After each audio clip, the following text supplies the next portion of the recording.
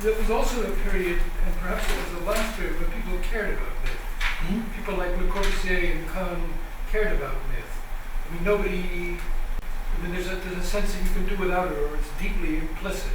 If you dig deep enough in, I don't know, King of Kumba, you can find, or you can find a kind of bodiness, and you can find a kind of interiority to the architecture that communicates, and even unbelievably implicitly. But it's I mean, the modular, I think, I mean, even Le Corbusier said to his office, don't start with a modular. Yes. If you do the design, and if, he would rip it off people's desks who are just using it as exactly. Anyway, I'm grateful for the term body politic.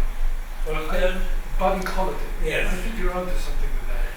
I mean, to a certain extent, it's physis and nomos in 18th century dress. But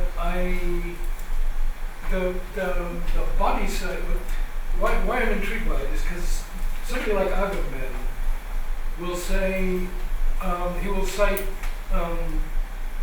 Arendt and Foucault in a passage I've never been able to. He gives the passage, but it doesn't exist. But anyway, let's stick with Arendt. That's good enough. To the effect that we've turned our lives upside down from Aristotle. That we've turned our lives upside down from Yes. Aristotle, where for Aristotle the resources are in place and they lead to the bios theoreticals, speculative life. I.e., the purpose of the city is to understand your place in the world, its meaning. And that's why politics is interesting.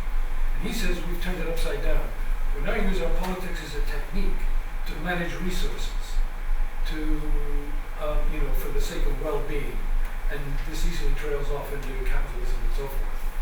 And so the business at the end that you're talking about, where people try to take this management of resources into something absurd or poetic, perhaps referring to the prima materia of alchemy in a kind of old way, which is certainly something that Corbusier was doing. And the whole motif of the primitive as something that keeps coming up in direct reciprocity with, over fascination with high tech and iconography of high tech, becomes like a huge allegory for an absent politics, would you say? Or for an absent politics? I mean, what you don't have is a fruitful political life. I mean, no neighborhood can contest the developer, so on and so forth. And that the politics is there's nobody in charge of saying what's civic, or not lawyers up against planners at best, or aesthetic opinion, or irony. I mean, in terms of Eric's question, it just strikes me that the body art is like a huge metaphor for an absent politics. Just to repeat myself.